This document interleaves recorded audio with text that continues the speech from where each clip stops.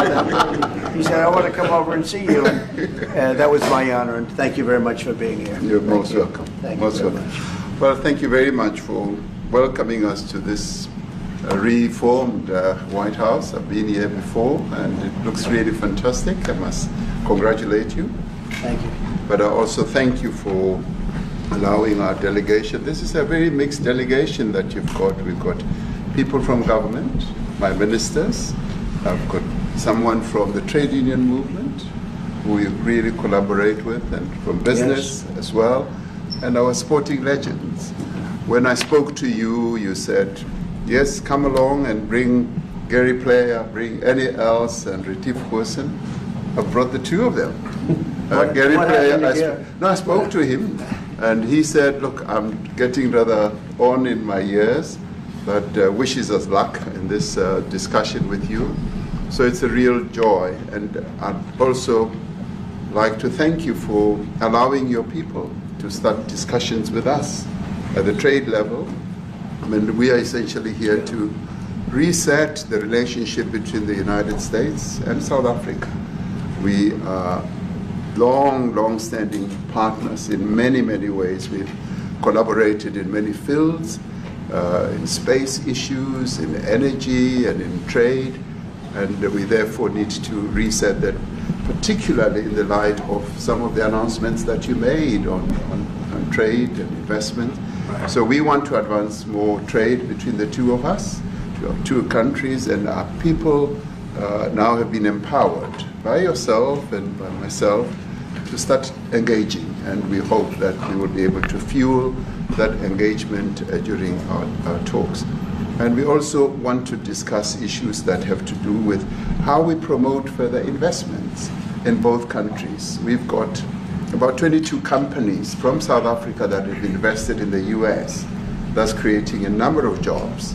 And similarly, you've got almost 600 companies that have invested in South Africa, and some of them have been in South Africa for more than 100 years. That's true. So our links are really long-lasting, and we would like to recalibrate those relations between our two countries and discuss a whole range of issues, geopolitical, the work that you're doing to bring peace around the world, in Ukraine and in the Middle East. So we value that, and we are also a great contributor to peace processes that are going on around the world. And of course, we want to discuss how we can support each other. You are a much bigger economy than we are. We're just a tiny economy, but we rely on each other on a number of issues. We've got critical minerals that you want to fuel the growth of your own economy and reindustrialize. So we have that on offer, including rare earth minerals. So all that combination of opportunity and the products that we buy from you, as well as what we sell to you, I believe makes up a really good and powerful relationship, which we need to strengthen, which we need to engender, and that is really what has brought us here. And we are really privileged to have, great South Africans in the mix. As you said, you'd like to see them as well. And I brought you a really fantastic golf book. Weighs 14 kilograms. Oh, that sounds good. And it showcases the golf courses in our country. Johan Rupert wrote preface, so did Annie else. And I want to showcase our golf courses. You might remember when I spoke to you and we spoke about golf, you said I should start practicing. And I've started practicing, President, so I'm ready. But let me end just the introductory remarks by thanking you. You may not recall that 5 years ago I spoke to you during the COVID period. Right. And it was at a time when the whole world was going through a really cathartic moment. Right. And we asked for assistance, and you were able to assist us with respirators.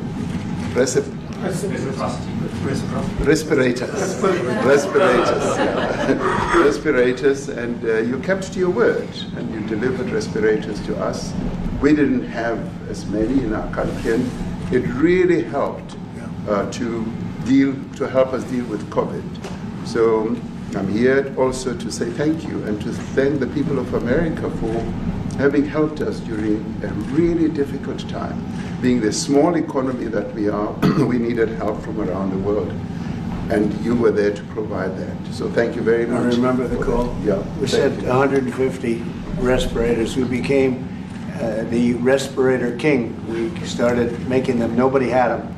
We had very few of them. That's right. But they were very helpful. But we sent 150, and I appreciated the letter. You wrote me a letter. That's right. Yeah. Thank you. Yeah. I appreciate that very much. Thank you very much for that. It really touched my heart after I spoke to you and you delivered. So, great honor. Thank you very much. Yeah. Any questions, please? Mr. President, you welcome white Afrikaner refugees here. Can you explain to Americans why it's appropriate to welcome white Afrikaners here when other refugees like Afghans, Venezuelans, Haitians have all had their protected status revoked?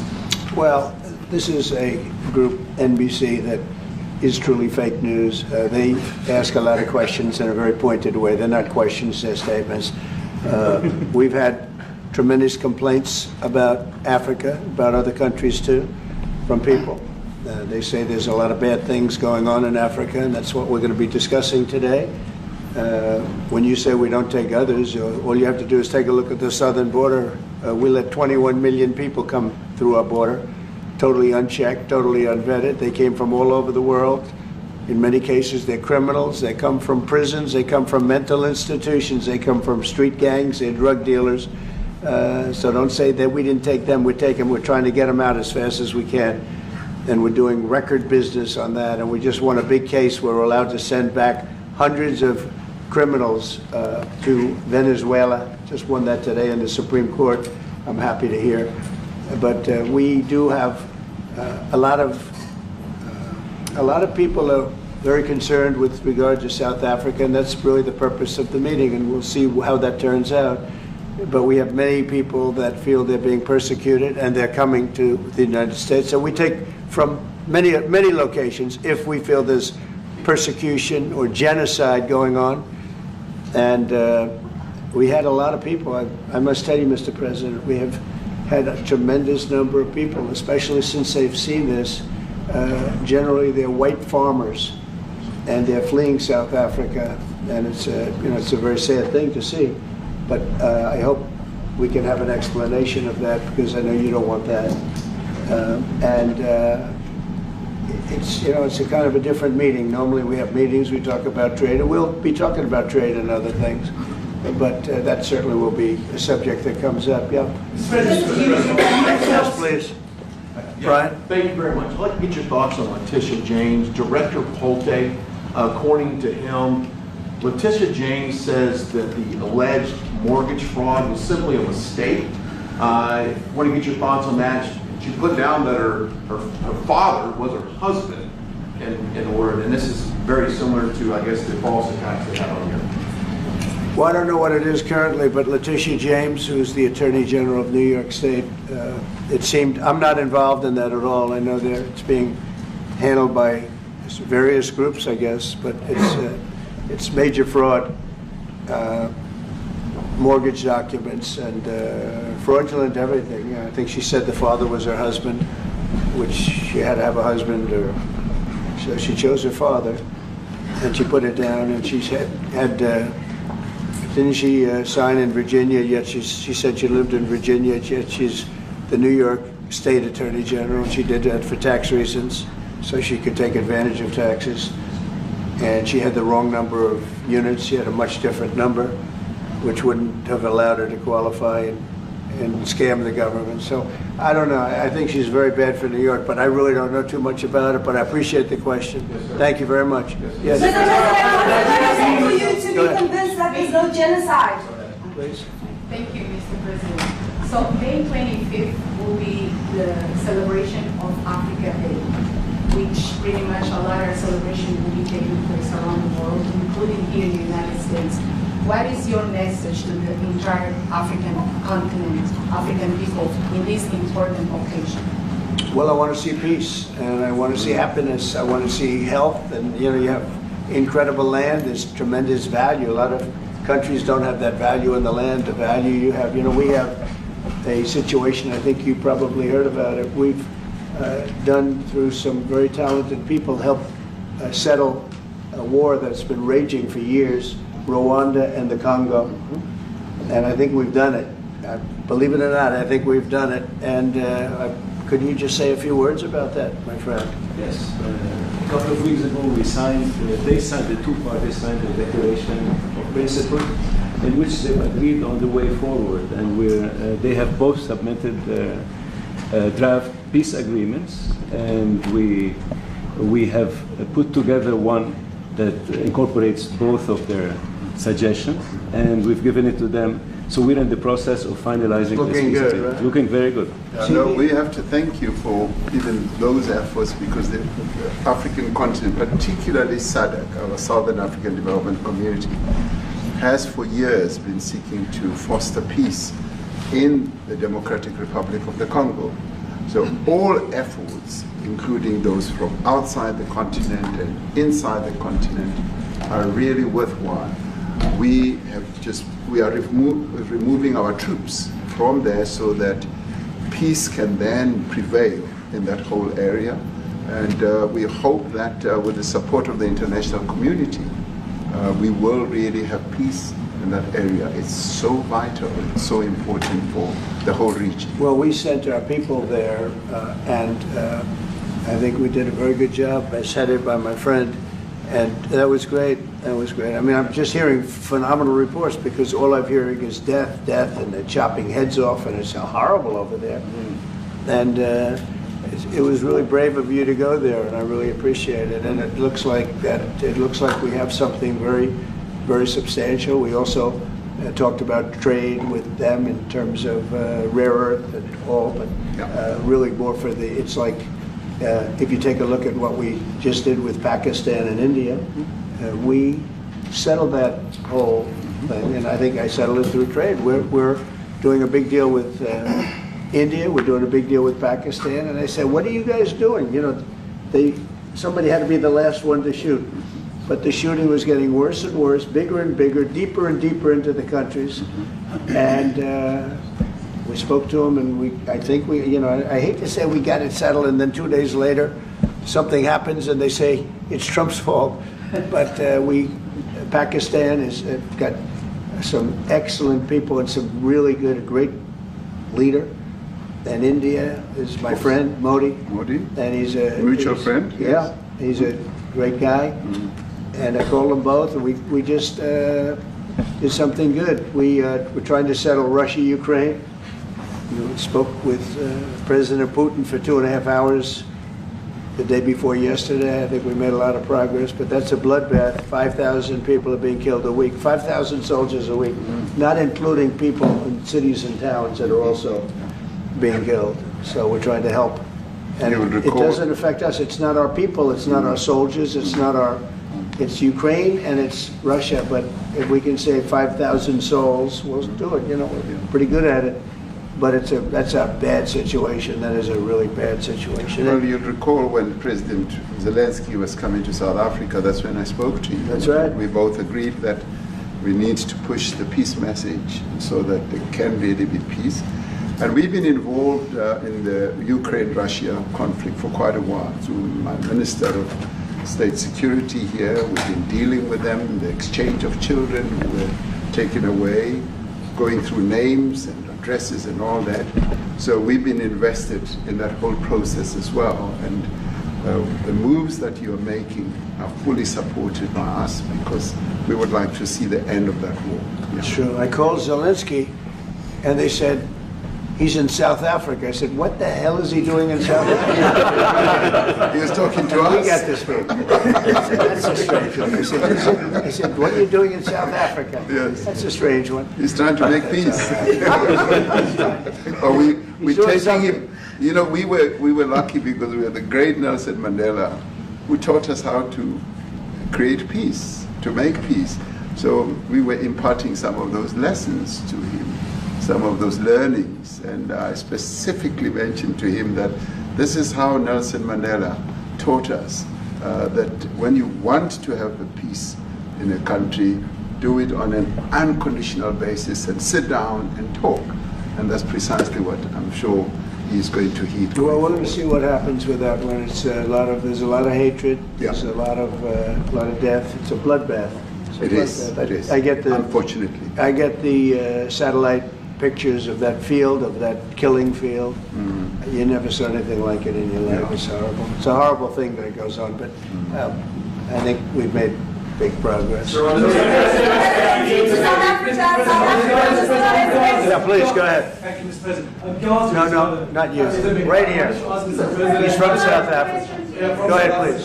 What are you expecting on the ICJ case? Are you expecting South Africa to drop that? Is that what you're trying to do? On which case? The ICJ The International case Criminal Justice. International Criminal Court. I don't expect anything, to be honest. I really don't. I don't know. It's they've got a case. There's a lot of anger there, tremendous anger. I don't expect anything. We'll see what happens. We'll have a ruling, and who knows what the ruling is going to mean. Yeah. On that subject of Gaza, Mr. President, are you going to be speaking to Prime Minister Netanyahu about Israel's renewed offensive there? There's been a lot of concern from European countries. The Pope has expressed concern. Are you going to be asking Prime Minister Netanyahu to tone down the offensive in Gaza to let more aid in? Was that a question or a statement? It's a question. This guy's, you never change. Mr. President, this time, what will Please. it take for you to be convinced that there's no white genocide in South Africa? Well, I can answer that for President. It's for him. No, seriously. I'd rather have him answer. Yeah, I'd rather answer that. It will be. Our president will respond to you. Yeah, let me- Thank you, Mr. President. It will take President Trump listening to the voices of South Africans, some of whom are his good friends, like those who are here. When we have talks between us on the around a quiet table, it will take President Trump to listen to them. I'm not going to be repeating what I've been saying.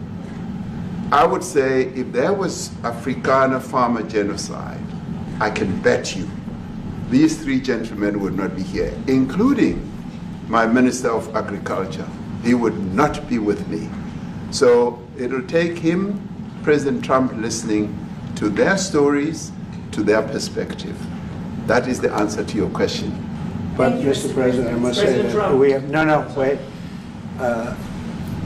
We have thousands of stories talking about it. Sure. And we have documentaries, we have news stories. And that, is Natalie here, somebody here to turn that? I could show you a couple of things, and it has to be responded to. Yeah, sure. Let me see the articles, please, if you would. And turn the lights down. Turn the lights down, and just put this on. It's right behind you, Johan. There's nothing this parliament can do. With or without you, people are going to occupy land. We require no permission from you, from the president, from no one. We don't care. We can do whatever you want to do. Who are you to tell us whether we can occupy land or not? We are going to occupy land. Yeah. South Africa occupy land. That's who we are. So whatever you want to do, we can withdraw my membership from this useless parliament. Honorable. Yes, honorable member. Must never be scared to kill. A revolution demands that at some point there must be killing, because the killing is part of a revolutionary act. Shoot to kill Namaza, kill the poor, the farmer, kill the poor, the farmer, pa, pa, pa, pa, to kill Namaza, kill the poor, the farmer, kill the poor, the farmer. The mayor of DA in PE is a white man. So these people, when you want to hit them hard, go after a white man. They feel a terrible pain because you have touched a white man. Not because Mashaba and Soli will not be touched. They will be touched, no one. But we are starting with this whiteness. We are cutting the throat of whiteness. Shoot to kill Yamaza. Kill the brewer, the farmer. Kill the brewer, the farmer.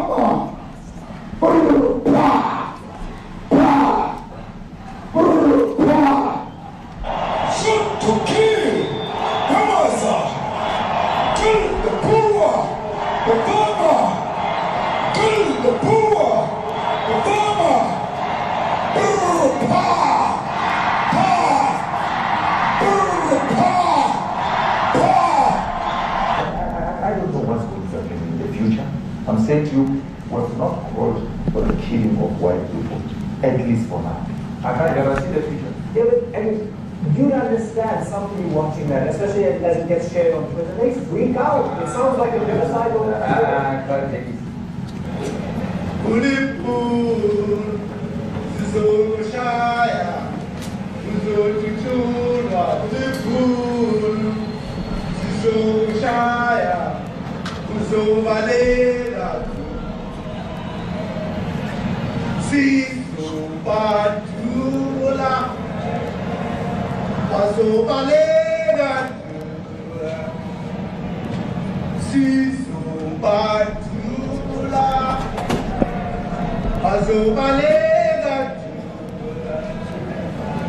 Who will expropriate land without compensation, whether they like it or not. If they object, they can seek refugee in America. Now this is very bad. These are burial sites right here.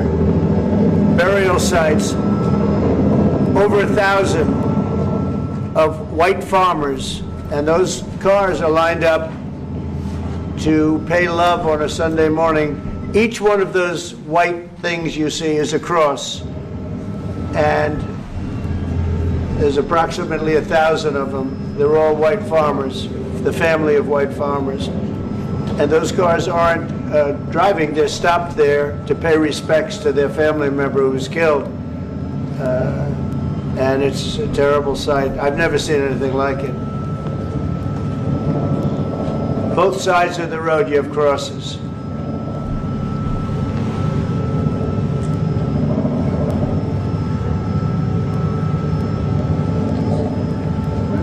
Those people were all killed.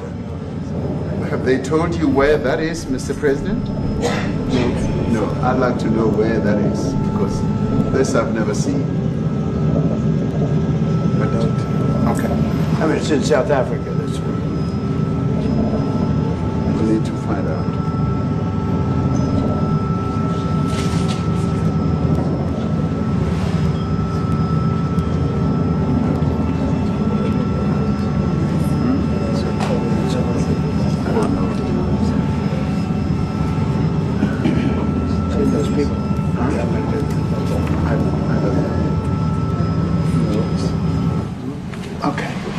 Mr. President, the Pentagon announced that it would be accepting a Qatari jet to be used as Air Force One. What are you talking about? You know, what are you talking about? You know, you to get out of here. What does this have to do with the Qatari jet? They're giving the United States Air Force a jet, okay? And it's a great thing. We're talking about a lot of other things. It's NBC trying to get off the subject of what you just saw. You are a real, you know, you're a terrible reporter. Number one, you don't have what it takes to be a reporter. You're not smart enough. But for you to go into a subject about a jet that was given to the United States Air Force, which is a very nice thing, they also gave $5.1 trillion worth of investment in addition to the jet. Go back, you ought to go back to your studio at NBC, because Brian Roberts and the people that run that place, they ought to be investigated. They are so terrible the way you run that network, and you're a disgrace. No more questions from you. Go ahead. Go ahead, talk about that. His name is Peter something. He's a terrible reporter. Quiet. That's my question now. Let's go. Thank you so much. President Trump, and a disaster from ENCA in South Africa. Thank you very much. Thank you very much, Steve. What would you like President Ramaphosa to do about the situation that we've just seen on the screen? I don't know. Look, these are articles over the last few days. Death of people. Death. Horrible death. Death.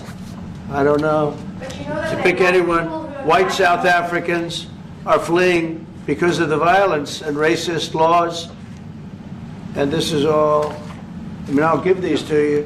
So when you say, what would I like to do? I don't know what to do. Look at this. White South African couples say that they were attacked violently. And, President Trump, when will you go and see for yourself if it is indeed true? well, I could do that. Look, here's burial sites all over the place. These are all white farmers that are being buried. And he asks about a jet that was given. You ought to be ashamed of yourself. You know, you are so bad. You're such a bad reporter.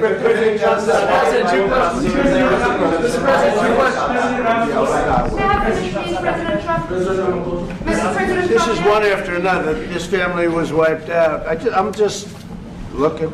Can we get a report from President Ramaphosa, Your please? reaction to those videos, Mr. President? Yes, I want your reaction. Well, I think the videos are so.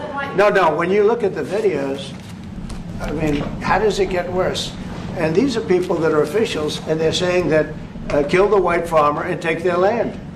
That's what. And I have other friends in South Africa. I have people that left. One in particular that says you can't go there. He said they want to take your land, they take your land, and they kill you. It's okay, and they say it's okay to do. Now, we're going to talk about it, but this is a tremendous, look, this is story recent. These are all people that recently got killed. Yeah. And I don't know how it can get any worse. These are and you know, the men that you saw, the people that you saw in that movie, those are officials. Those are people that were in office. They had one march, they had a dance in your parliament, whatever you may call it, legislature. Well, let me clarify that. Yeah, let me clarify that, because what you saw, the speeches that were being made, one, that is not government policy. We have a multi-party democracy in South Africa that allows people to express themselves, political parties to adhere to various policies, and in many cases, or in some cases, those policies do not go along with government policy. Our government policy is completely against what he was saying, even in the parliament. And they're a small minority party, which is allowed to exist in terms of our constitution. But you do allow them to take land. No. You do allow them to take land. Nobody can take land. And then when they take the land, they kill the white farmer. And when they kill the white farmer, nothing happens to them. No, there is nothing happens to them. There is criminality in our country.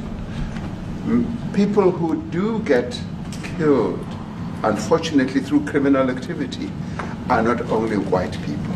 Majority of them are black people. And we have now been utilized. The farmers are not black. I don't say that's good or bad, but the farmers are not black. And the people that are being killed in large numbers, and you saw all those grave sites, and those are people that loved ones going, I guess on a Sunday morning, they told me, to pay respect to their loved ones that were killed. Their heads chopped off. They died violently. And, you know, I mean, we're here to talk about it, and I didn't know we'd get involved here. But I will say this, that if the news wasn't fake like NBC, which is fake news totally, one of the worst, ABC, NBC, CBS, horrible. But if they weren't fake news like this jerk that we have here, if we had real reporters, they'd be covering it. But the fake news in this country doesn't talk about that. They don't want to talk about it, but now they have to talk about it. But they won't. This won't even be a subject. They'll have him talking about why did a country give a free, think of this, why did a country give an airplane to the United States Air Force? Okay, the United States, not to me, to the United States Air Force, so they could help us out, because we need an Air Force One until that's Air Force One, it's being built, 2 of them being built. But Boeing's a little bit late, unfortunately. So why did they give us a plane to the United States Air Force? That's what that idiot talks about after viewing a thing where thousands of people are dead. I'm sorry, I don't have a plane to give you. I wish you did. I'd take it. I would take it. If your country offered the United States Air Force a plane, I would take it. Okay. But coming back to this issue, which I really would like us to talk about, and talk about it very calmly. We were taught by Nelson Mandela that whenever there are problems, people need to sit down around a table and talk about them. Well, there are problems. And this is precisely what we would also like to talk about, including, of course, trade matters, investment matters. So the issues that concern you as the United States. Those are all recent. Those are all deaths. Yeah, in many ways, I mean, one should say you are a partner of South Africa. And you are raising concerns, and these are concerns that we are willing to talk to you about. Let me just add quickly, you know, the criminality that we are experiencing in our country needs quite a lot of technological capability.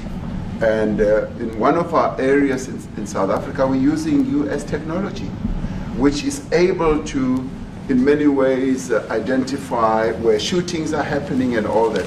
And I'd like to talk about that, because there is support that we can get from you and the United States to help us deal with all these acts of criminality. And that is what I believe partnership is all about.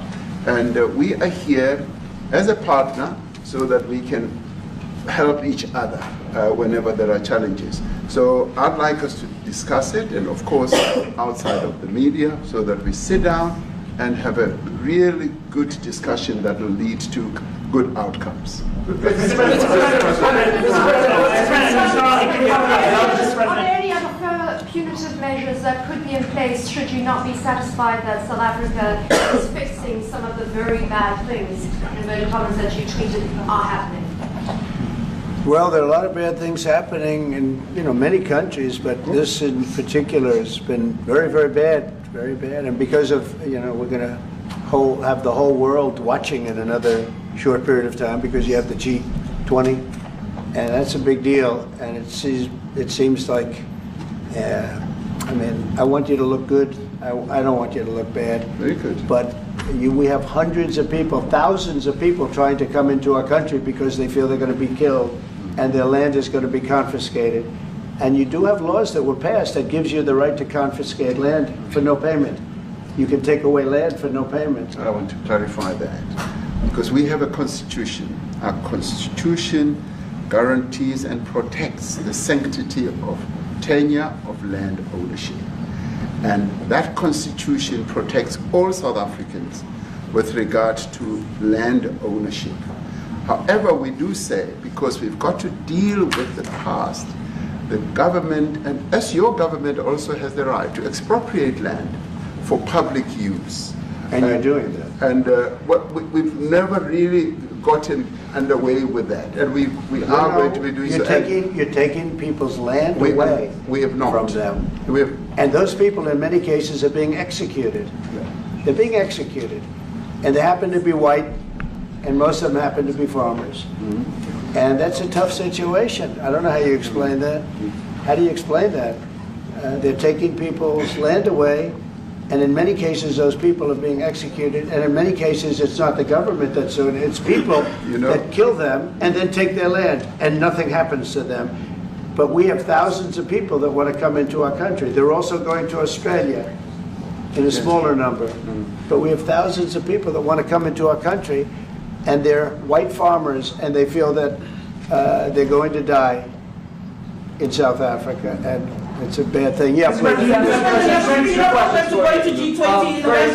What can South Africa do? What concessions would you like to see them make to improve relations with the United States? Then I have one more for President Ramaphosa afterwards. Well, we just spoke about it. I got them a very, very complex machine, 150 of them. I was asked by the president if it could help, and I did that. And I have great feeling for all countries. I deal with all countries, but I have a great feeling for South Africa because I have friends. I have a couple of friends, a few friends here today. I have many friends from South Africa, but many of those friends are not, they can't go back. I have Elon is from South Africa. I don't want to get Elon involved.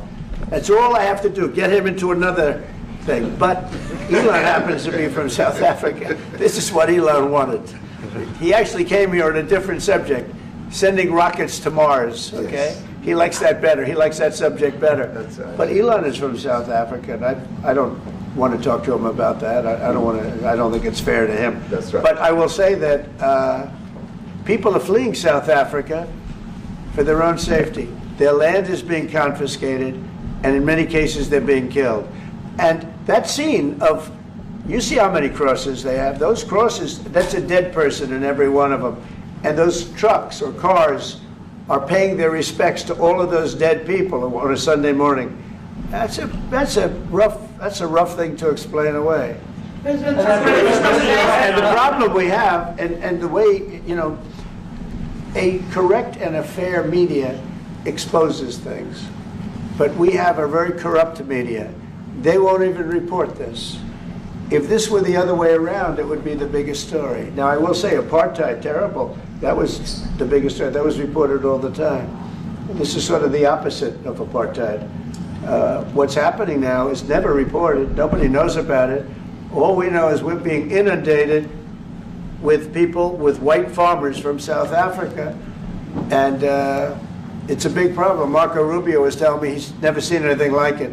The numbers of people that want to leave South Africa because they feel they're going to be dead very soon. Yeah, Yes, please. I was going to say, Brian, go. if I could just ask you a question.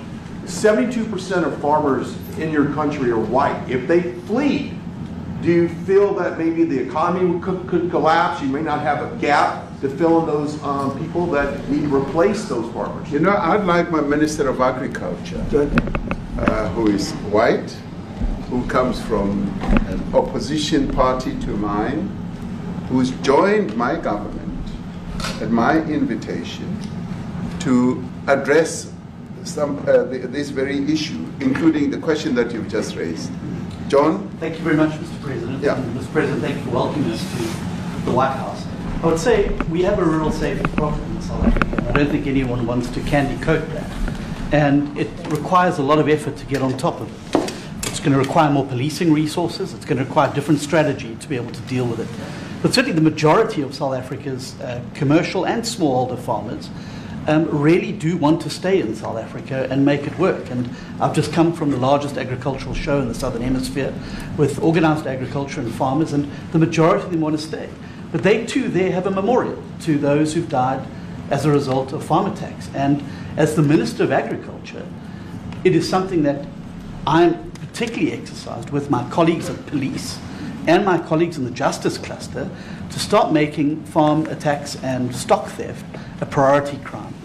And it affects all farmers in South Africa, particularly stock theft has a disproportionate effect on smallholder black farmers. I also want to just say this, that the two individuals that are in that video that you've seen are both leaders of opposition minority parties in South Africa, in Nkonto Wesizwe under Mr. Zuma and the economic freedom fighters under Mr. Malema.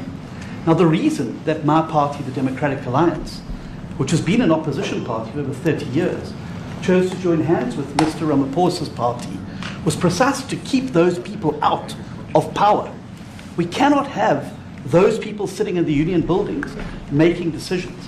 And that is why after 30 years of us exchanging barbs across the floor in Parliament and trying to get one over on each other, we've decided to join hands precisely to keep that lot out of government. Because the day they get in to the doors of the union buildings in South Africa or control of our parliament, that's what you're going to see.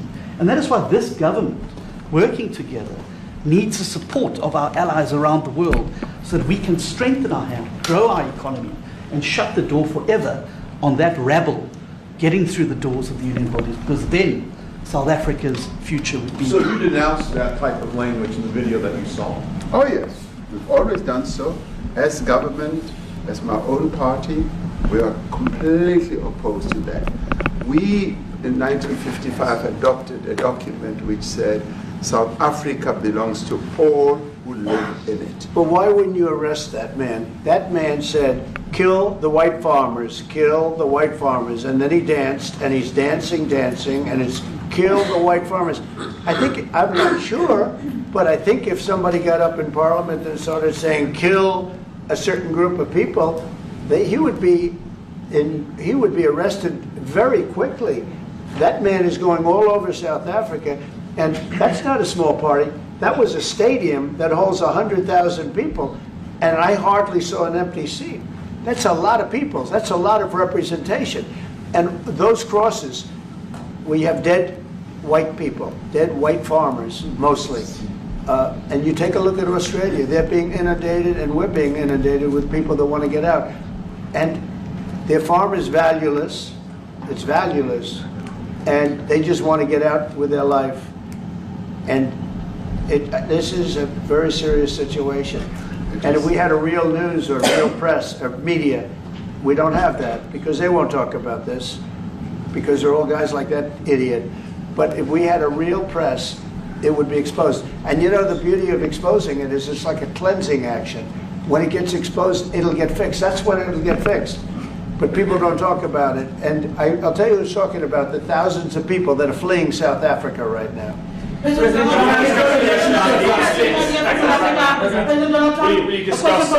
discussed USAID and the devastating impact the cuts are having across the African continent.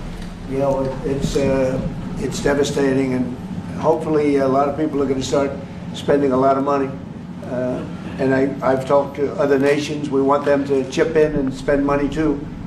And we've spent a lot, and it's a tremendous problem going on in many countries. A lot of problems going on.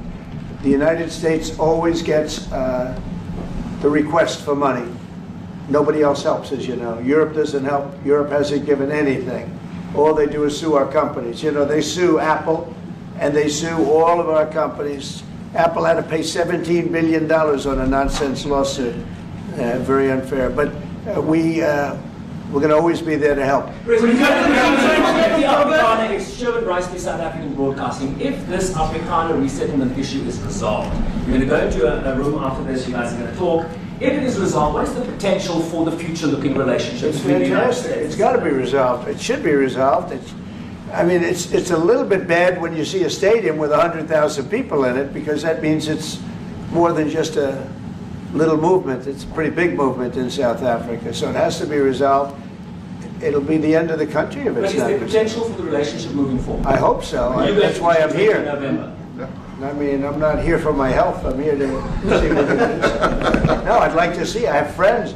I can tell you, Ernie Els and Retief Goosen, they feel so strongly they wanted to be here on behalf of South Africa, not on behalf of me. Yes. And, you know, they said, can we be here for this? Because they love the country. Ernie, do you guys want to say a couple of words? I hate to put you in this. This is tougher than sinking a 3-footer. They have, and they've sank many 3-footers. Thank you, Mr. President, and thanks for the honor of being here. We've known each other a long time. We have spoken. You know, we're proud South Africans. I still have my South African passport. You know, we travel with this passport, you know, and I got my visa here. So, you know, but we want to see things get better in our home country. That's the bottom line. It's been 35 years since the transition. President Ramaphosa was right in the middle of the transition time in 1990 and before that. So it's been 35 years of ANC government, and I know there's a lot of anger, you know, through the transition. There was also a lot of stuff happening in the apartheid days. You know, we grew up in the apartheid era, but I don't think two wrongs makes a right. You know, President Mandela, when he came out of prison for all that time, didn't come out with hatred, you know, and really unified our nation through sport. You know, we won the Rugby World Cup in '95. 4 times. We won the African Nations Cup, soccer. You know, we won some majors as golfers and so forth. So what I'm trying to say is, you know, this has been a long time coming. That's why we really wanted to meet you, meet the administration, and see our way forward, because we still want to see our country flourish. You know, we've got some great things going on. Business is getting involved with government. Farmers are getting involved in local municipalities, trying to rebuild some of the infrastructure that's been decaying for a long time. So there's a lot of coexistence going on and help from a lot of areas, but I feel we need the US to push this thing through. We've got a great ally if we can have the US. It's always been an ally of South Africa for a very long time. Even in the days of the war, you know, up in Angola, you know, you guys helped us. So very important for us to have your support and you know, get the change we need. Where did you do that well? He might have done that even better than he plays golf, which is almost impossible. Johan, please. Sorry, Mr. President, if you had to wind all of those things properly, you will see I'm the biggest target of that rabble-rouser. Number one for over 10 years, Mr. Malema. In fact, the first time I met him, he was in the youth league with that gentleman, and look how he's changed. Right. We have too many deaths, but it's across the board. It's not only white farmers, it's across the board. And we need technological help. We need Starlink at every little police station. We need drones. I actually got drones donated for the peace parks to stop elephant and rhino poaching. And his predecessor stopped the importation because he said the United States would spy on us. I mean, US basics, the ridicule. So if you can help us. Remember, sir, you and I lived in New York in the 70s. We never thought New York could be what it became. 2 commissioners, a tough mayor. We need your help to stop this awful killing. But it's across the board. Ernie is right now building a house in George. I'm building 3 cottages for my grandchildren on a farm outside Graaff-Reinet. I often go to bed without locking the door. And we have a serious problem with illegal aliens who stream across the border. And if you really look at our statistics, a lot of these murders, firstly it's unemployment and illegal aliens. And then I met Vice President Vance many years ago, the Charlie Rose show. My wife loved the book. And she reminded me this morning that you emphasized the devastation that occurs when big companies leave towns and cities, and there's a culture of dependency that develops. And I remember you discussing it. Now that's our problem. If we don't get our economy to grow, the culture of dependency and the lawlessness will increase. I've been against apartheid all my life, and I'm their number 1 target. Please just Google my name and Malema. You'll see it, sir. Yeah. He marched on the farm. But the crime is bad. The crime is terrible, sir, but Mr. Steenhuisen won't admit to it, but he runs the Western Cape, where I live. And the biggest murder rate is in the Cape Flats. Gangs. We've got gang warfare, like your M33, whatever these guys. We've got equivalents there, but we need your help, sir. And we need Elon technology.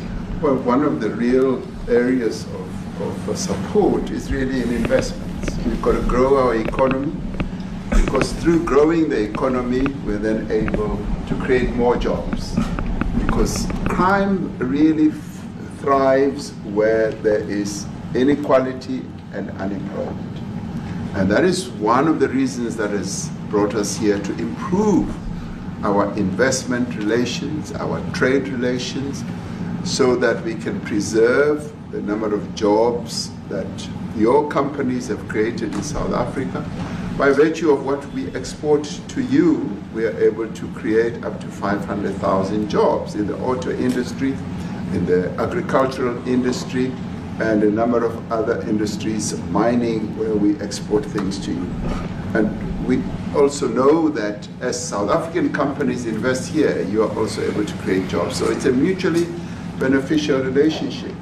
So our main real reason for being here is to foster trade and investment so that we are able to grow our economy with your support, and so that we are also able to address all these societal problems, because criminality thrives when people are unemployed, when they have no other hope to eke out a living. So that is what we need to resolve, and your support, your partnership with us is what is really going to give us a strong capability to move forward. President, please, Retief, President, excuse me, do you have anything to say? I mean, I don't want to leave you out. You know, the guy won 3 or 4 majors. 3 or 4? No, only 2. 2. That's a lot. By the way, 2's a lot. A lot of tournaments you won too. Do you have anything to say? Yeah, thank you, Mr. President. President Ramaphosa. I grew up in an area in South Africa that is a farmland area, Polokwane. And there is some issues up there. Obviously, my dad was a property developer as well as a part-time farmer. And yeah, some of these buddy farmers got killed. The farm is still going. My brothers run it. But it's a constant battle with farms they're trying to burn the farms down to chase you away. So it is a concern to try and make a living as a farmer, and at the end of the day, you know, without farmers, there's no food on the plate. So we need the farmers to produce the food. Farming, right? He wouldn't do it. He wouldn't even want to do what you're doing, right? They love farming. They don't want to leave. But it's a struggle.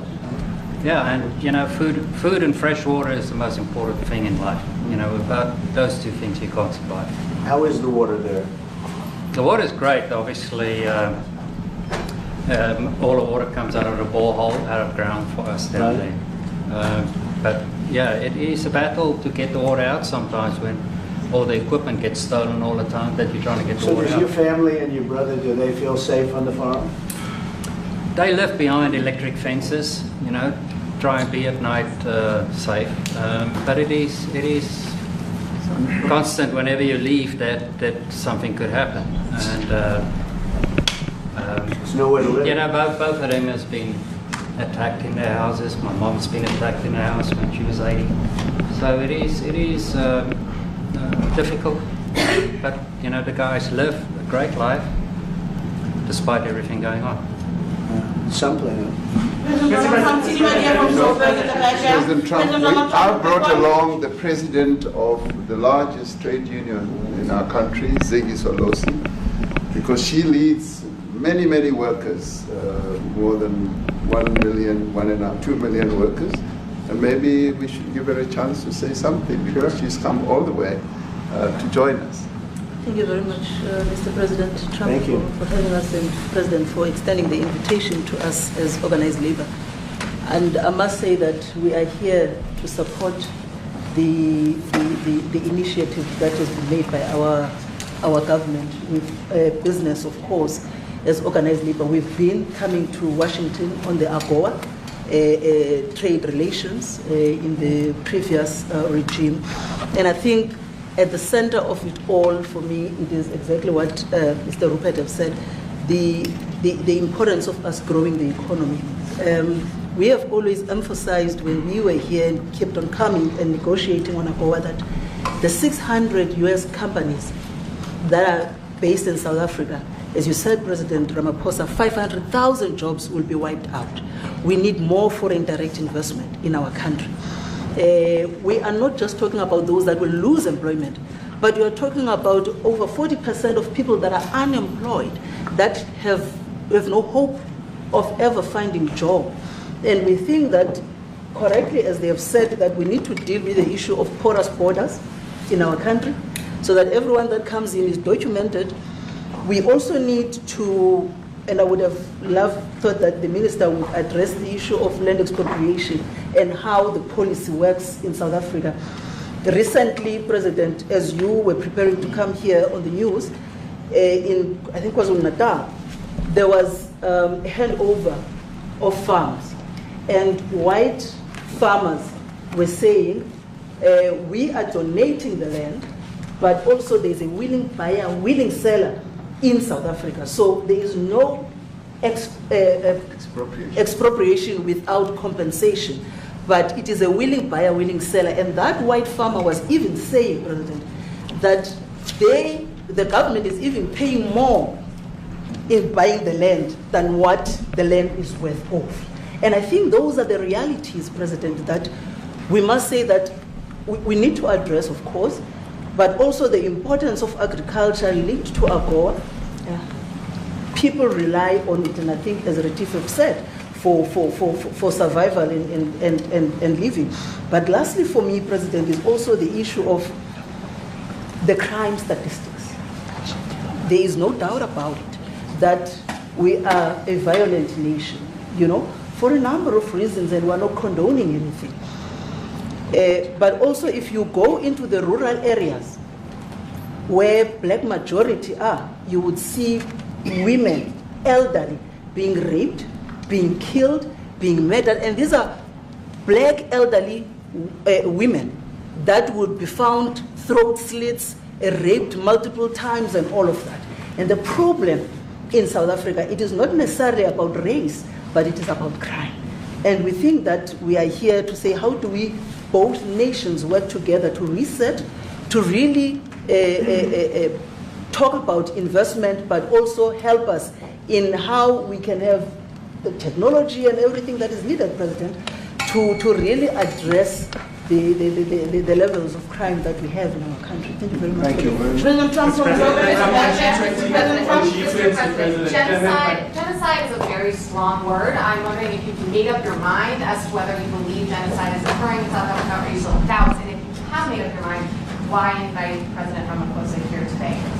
Well, I haven't made up my mind. I hate to see it from the standpoint of South Africa, but also, I'm trying to save lives. I'm working with Russia and Ukraine. I don't have to do that. It's not our war. It was started by other people. It was helped along by our past administration. It would have never happened if I were president, but I'm trying to save lives, no matter where. Rwanda, I have nothing to do with Rwanda and the Congo, but I felt I had a very talented person in this administration, and I sent him there, and he did an unbelievable job, I think. I mean, we're going to find out, but he's done the hardest part of the job. It should happen. If I can save lives, I want to save the lives. If it's in Africa, that's great. If it's in Europe, if it's wherever it may be. And it's a very small investment to do, believe me, compared to what the consequences are. So I hope we can do something. Look, I have so many friends. These two men, I have great admiration for them because I know what they do for a living. Yeah. And that's a very hard living. Going from city to city, from country to country, and hitting a ball 350 yards like they do, and better than you and I. Getting the ball in the hole. It's a very tough, with lots of people watching, right? Yes, that's a very tough living. They're champions. I respect champions, and I respect very much. And I think the country is very lucky. They really wanted to be here. That's true. They could be elsewhere. They could be on a beautiful fairway someplace, and they wanted to be here. I'm glad you brought So.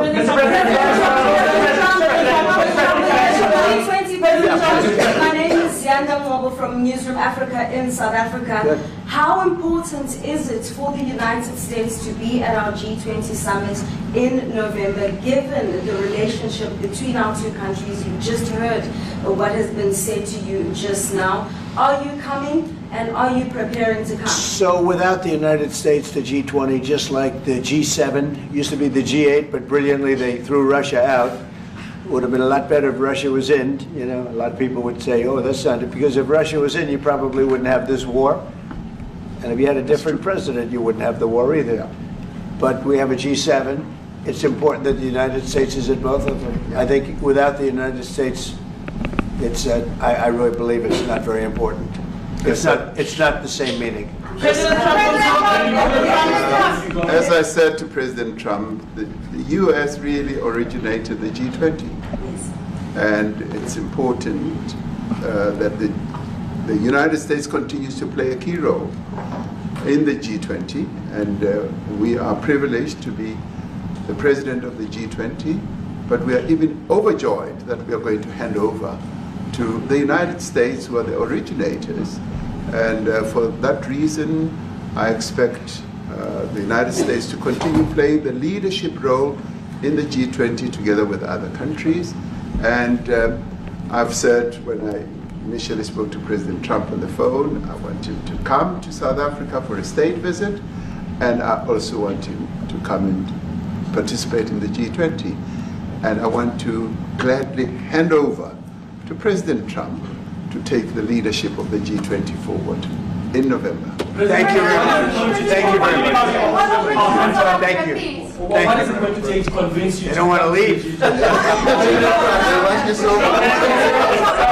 much do you need?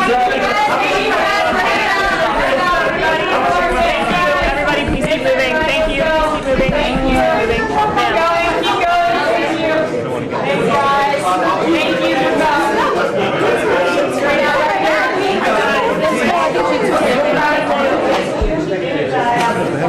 Outside?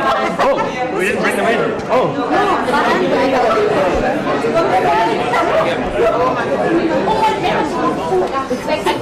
No, eventually you tell me space that's it.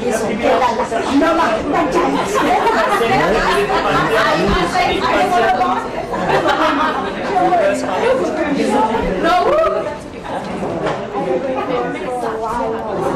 This knees on her. Oh, my knees.